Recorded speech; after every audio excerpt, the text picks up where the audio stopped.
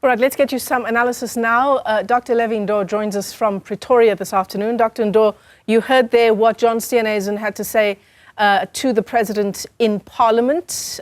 Do a sweep of all ministers who don't live up to the job description. Is that a fair assessment and a fair response? Good afternoon, Michelle. Good afternoon to the viewers at home. I think you need to deal with cases based on their merit. And there is sufficient justification for John Steenhuisen to be angry that the Minister of the Democratic Alliance has been removed. They would love to continuously serve in government and make a meaningful contribution where possible.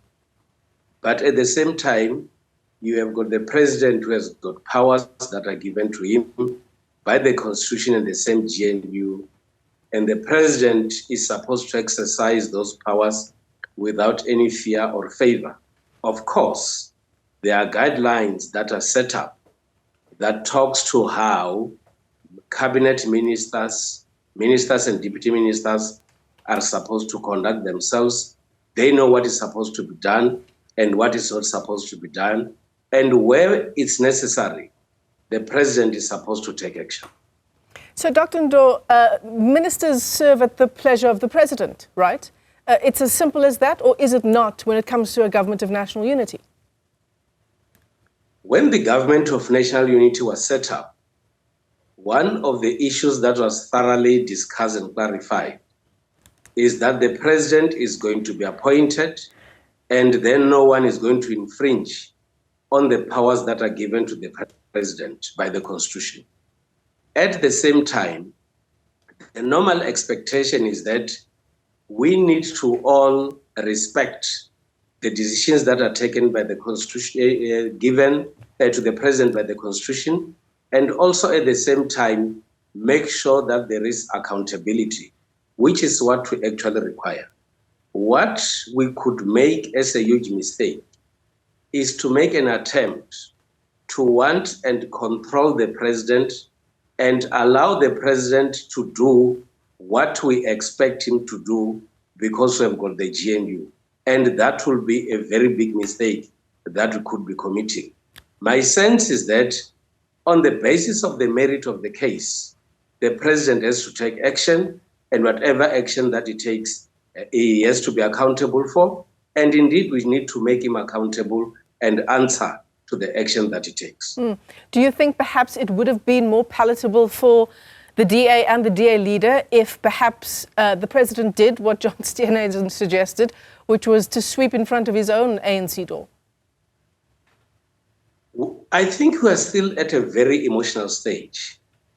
The DA could not have expected that the President would remove the Deputy Minister of the DA. And of course, you still have a situation where there is still a lot of clarity that we require.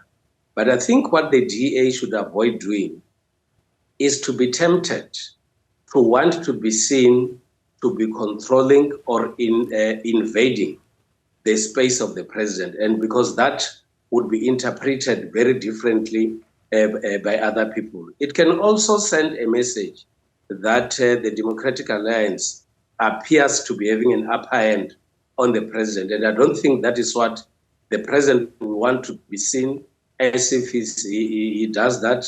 And also, other political parties might not take kind to that. So my view is that even though there are moments of consultation, such should happen, but the President should always be given space to work within his constitutional confines. It is fair to say, though, Dr. Ndou, that this is it's very difficult to argue the case that this is not double standards. The treatment of Andrew Witfield, for example, versus the treatment of the former Justice, now Human Settlements Minister, who had the chance to come to the President to explain to him. It will depend on the merits. If indeed there are certain procedures that are supposed to be followed, and in this case, there is a talk about the application to go somewhere by the Deputy Minister, which has not been approved, and the Deputy Minister decided to undertake the trip. Obviously, if such happens, If you are in government or you're leading, you need to take action. At the same time, you have got processes where some people are accused of wrongdoing, and of course you expect the president to act based on what is available at his disposal. Indeed, some would have expected the president to act harshly where they expected, and he would not act harshly, and some would have expected the president to be lenient, and unfortunately that did not happen. And as these days are passing by, maybe we'll be able to get the real sense of what led to the decision that the president has taken. Yeah, for a president who has become infamous for his lack of action or his very slow action time, well, you know what I mean. This was quite a quick decision.